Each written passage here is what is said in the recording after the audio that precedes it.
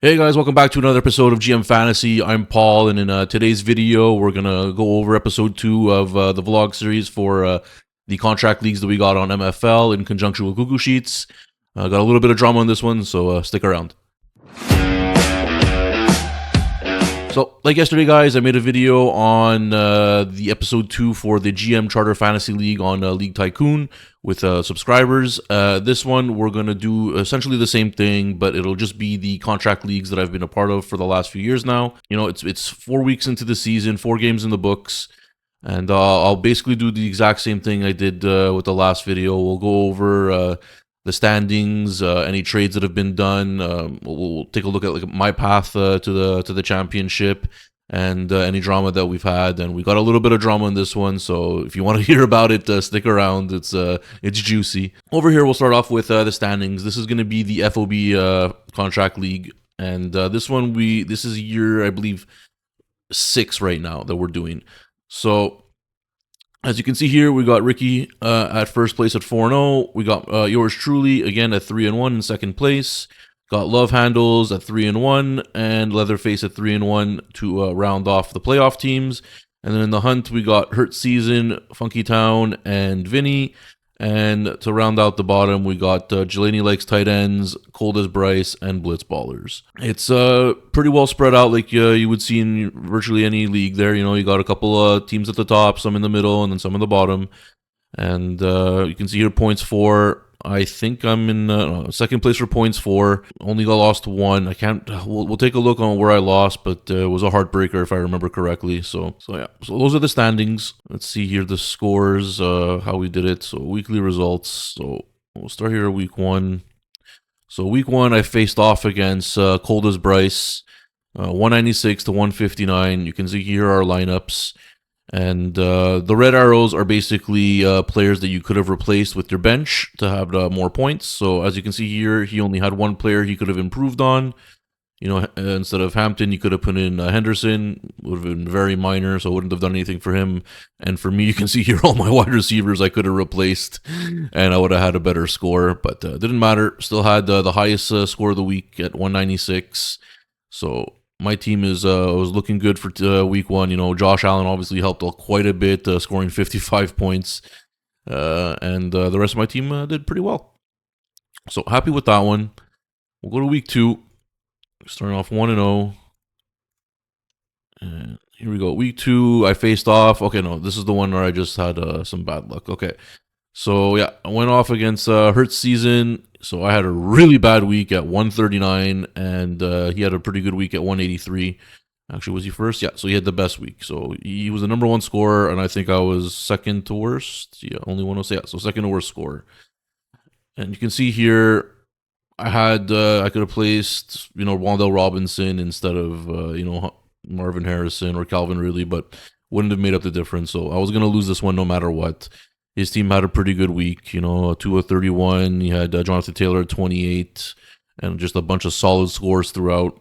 And me, a little bit of a letdowns. Henry only got 0.3 points. That was horrible. Harrison, 3.7. You know, Ridley, 7.2. Pitts, 5 point, whatever. So, and my quarterbacks just didn't perform. You know, Josh Allen, I know this was, they played the Jets, I think, this week. So the game was essentially over in the first quarter. So Allen didn't do anything the rest of the game. And then this game, Atlanta, I think that was when they played Carolina, and they just ran the entire game. I think Penix had like 10 passing attempts. So the game script was not in my favor that week for this matchup. So I lost. No worries. 1-1. Let's move on. And then over here we got week 3. I played off against Jelani Likes Tight Ends. I scored 148 to 122. So decent week for me. I would say middle of the pack. Yeah, more or less middle of the pack. And only had a couple players I could have improved on. And then my opponent had a lot of players that he could have switched out, but I don't think it would have made much of a difference anyway with the ones he would have replaced. So that's it. Like not much drama in this week's matchup. And then week 4, last week I played up against Vinny. So I had 184 to 147. Over here you can see that he could have replaced, I don't know why he benched Genty, but That was a big mistake at 32 points. Wouldn't have made the difference, I think. No, I still would have won, but obviously would have helped him for sure if he had him in. Me over here, I had Derrick Henry and Jameson Williams I could have replaced. Hill had a monster game, and Kyle Pitts had a pretty decent game himself. But still ended up winning, so very happy about that. Starting off the year at 3-1. And didn't we have anyone play in week 5? No. So I'm playing against Leatherface in week 5. No one's played yet. Actually, no, sorry. Mac Jones played. So, 38 points. That's going to hurt. That's a really good week for a quarterback, especially since I think he just traded for him, actually. So that's going to sting a little bit. And I had McCaffrey at 23.9, which is a solid showing for a running back. Could have been a little bit better, but I'll take it. I'm not going to complain about that. I know that receiver-wise, I'm hurting a little bit this week. Actually, it's not too bad. Actually, I think he's hurting a little bit more, but he still has Goff, Jahmyr Gibbs left to play. I got Allen, Derrick Henry. Hopefully, Derrick Henry has a big game this week. I know Lamar won't be there, so hopefully they focus more with Henry in the run game, and I can get a big week out of him. And so we'll take a look at some trades that have happened in this league. I think there have been a couple so far. It's still early in the year, so people are still holding on to their rosters. They don't want to make anything drastic, but I'm sure in the next few weeks, trades are really going to start ramping up.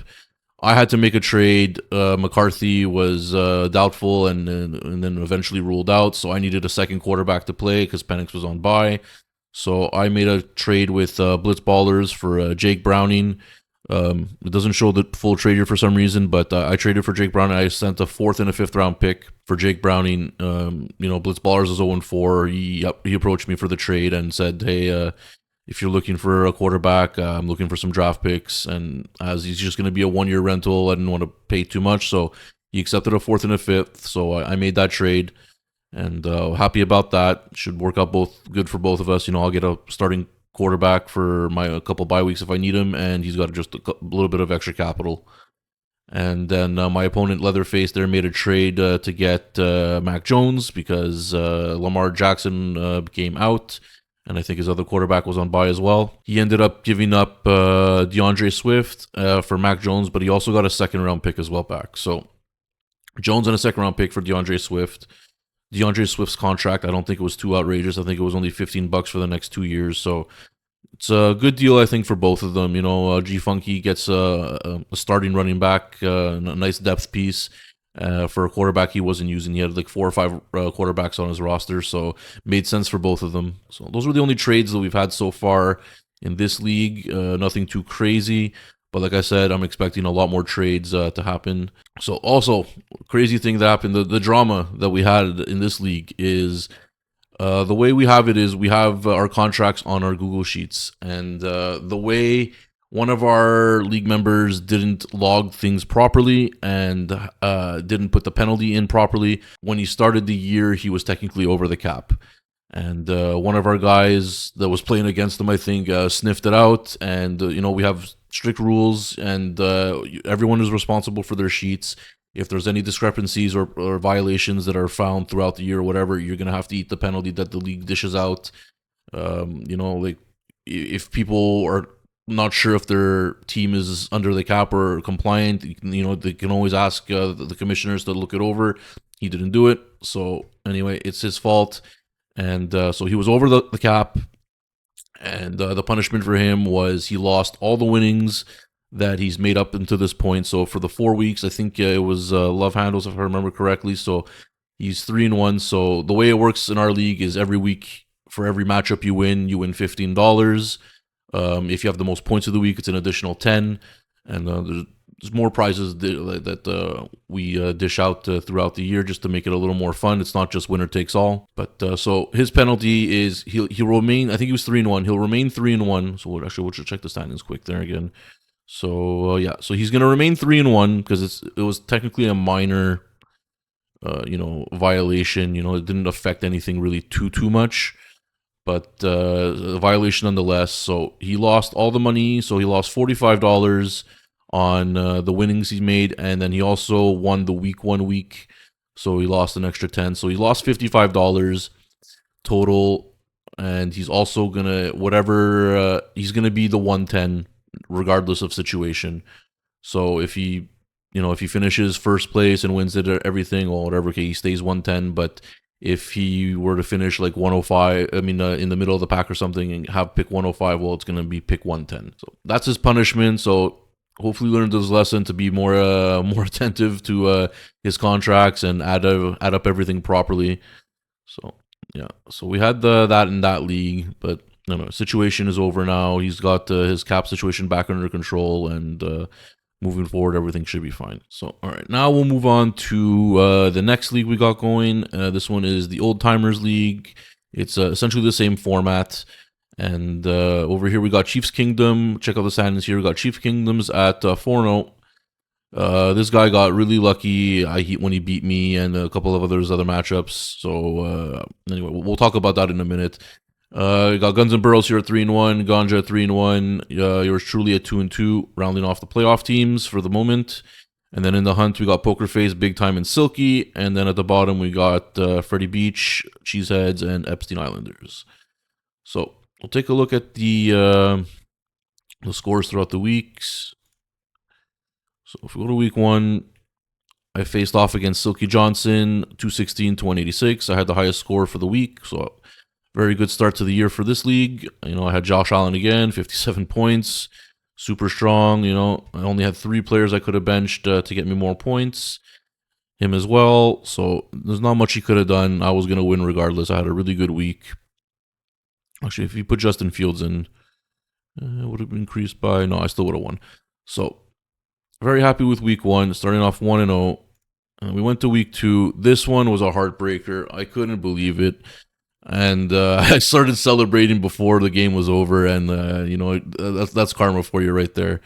So what happened in this one is it came down to the last game and or the Sunday night and then the Monday night.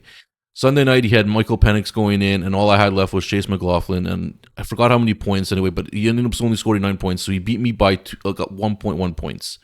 And then I had Chase McLaughlin going into the Monday Nighter, so all I needed was 2 points to win. So the Tampa Bay, they scored 2 touchdowns, he kicks the extra points, boom, I got my 2 points, I'm winning. I'm thinking, yes, what a squeaker, I just got it right through, and then... Later throughout the game, they went for a field goal, and then they missed the field goal. And so it's minus 1 point when you miss a field goal. So down to 161.26. Now I'm losing, and the rest of the game script just didn't allow for another kick to be made. They scored a touchdown in the end, but then went for 2 points to go up by 3 or something. So it's just horrible luck on my end, but it is what it is. Everyone goes through these things, and I had a bunch of players I could have switched out, as you can see. Like it's my fault, obviously I'm not benching Allen or anything like that there, but I could have benched James Conner, I could have had Javonte in there, I would have won. Rondell Robinson, maybe I probably would have kept him benched, but I could have. Minnesota defense is one of them that I should have started. And actually, no, the Denver defense was going to be good, so I don't regret that actually. But I could have started Will Lutz maybe instead of Chase. And anyway, it's my fault. Too bad. 1-1.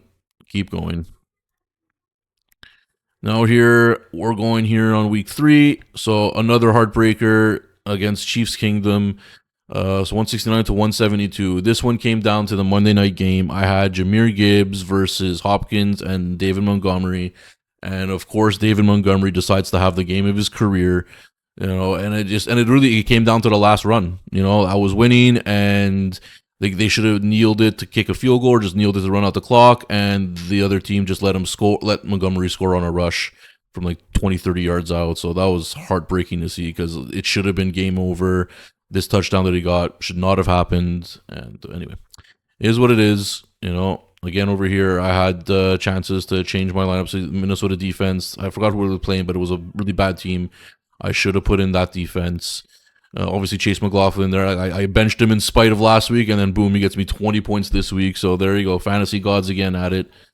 And so I should have had Khalil Shakir in instead of Wan'Dale Robinson. Where was he? 3 points. Why did I bench Shakir? I don't know. At the time, it seemed like a good idea, but clearly it wasn't. So... starting off 1-2 now, not so good, but it is what it is. And then now we go to week 4 and scored 231. Had a fantastic week. but somehow Poker Face outscored me with 264. His week was ridiculous. Like his teams were on steroids that week. So this one worked out really well. Even I still had some players I could have improved on. Like I could have benched Jameer Gibbs for Justice Hill with a monster game. Pitts had a really good game. Strange had a better game than Travis Kelce slightly. And for him, there's not much he could have done. Even if he had the best lineup, he wouldn't have won. So 2-2, not so bad. Still in it. And now we're up against Poker Face in week 5. And he had a bunch of bye weeks, so happy about that. Most of his good players are on his bench. He's got he had Rodgers, Bijan, and a couple other guys, I guess, there on his bench. Kenneth Gainwell. He's starting Ray Davis and Antonio Gibson, so super stoked that he's got some scrubs in there. And I think I only had Metcalf. I got CD, who's injured. Kyle Pitts is on bye, and that's about it. So. Also, I got Josh Jacobs on bye. So I'm thinking I should win this one. Obviously, I'm not going to count my eggs until the games are over. But looking good for another win to go to 3-2. And hopefully that works. Not really any drama in this league per se. I'll take a look at any trades we've had here. No, we had 2 trades actually. Yeah. Okay, so over here, Cheeseheads and Guns and Burrows had a trade. They gave up Joe Flacco for a 3rd-round pick. And that one turned out to bite Guns and Burrows in the ass because Flacco just got benched. So Cheeseheads essentially got a free 3rd-round pick. And then in this one over here, Cheeseheads again with Chiefs Kingdom. Cheeseheads gave up just a bunch of backup running backs, a bunch of handcuffs for Garendo and his 2027 first. At first I thought, like, well, what a horrible trade this was. Like, why are you giving up your first-round pick for, like, just a bunch of like handcuff players? But he was in desperate need of running backs when I looked at it a second time. Travis Etienne is a starter, so at least he got a starting running back. And you know what? He won because against me on plus there because he started Travis Etienne instead of Isaac Garendo against me. And now with the injury to Bucky Irving, Rashard White might look like a good pickup. Right, still to be decided on that one. Blake Corum, still a handcuff. These guys are just scrubs. But so yeah, those are the only 2 trades that we've had so far. Nothing too crazy, so far everything's going smoothly, and I'm happy with my position at the moment in both leagues. Even though I could have easily been 4-0 in this league, I'm 2-2. I'm still very much in it. I just got to make the playoffs, and then my team should get me to the finals. And then same thing in this one. If everything goes smooth and I stop getting injuries, I lost Tyreek in this one for the year. So just as long as my injury bug starts to slow down there, hopefully I can make the finals and win some cash. I guess I'll leave the vlog like that, and we'll tune in for episode 3 in 4 or 5 weeks. Don't forget, guys, I've got a contest going on. You guys are interested in trying a contract league for free? Enter the contest. Super simple to enter. It's all you gotta do is like the video, subscribe to the channel, put the word subscribe in the comment section, send me a screenshot of that with an email address so I can get back to you to let you know you're in, and I'll put you in the draw. And then on August 1st, we'll have a draw, and we'll have one lucky subscriber get into the next subscriber league for free. And if we get to 1,000 subscribers, I'll sponsor an entire league. And if you guys prefer doing a league more like we're doing on MFL instead of League Tycoon, I don't have a problem with that either. We can do that as well. Thanks a lot, guys, for sticking around. Please, guys, like the video, subscribe, put some comments in the comment section. Let's get this community going, and I'll see you guys in the next one. Cheers.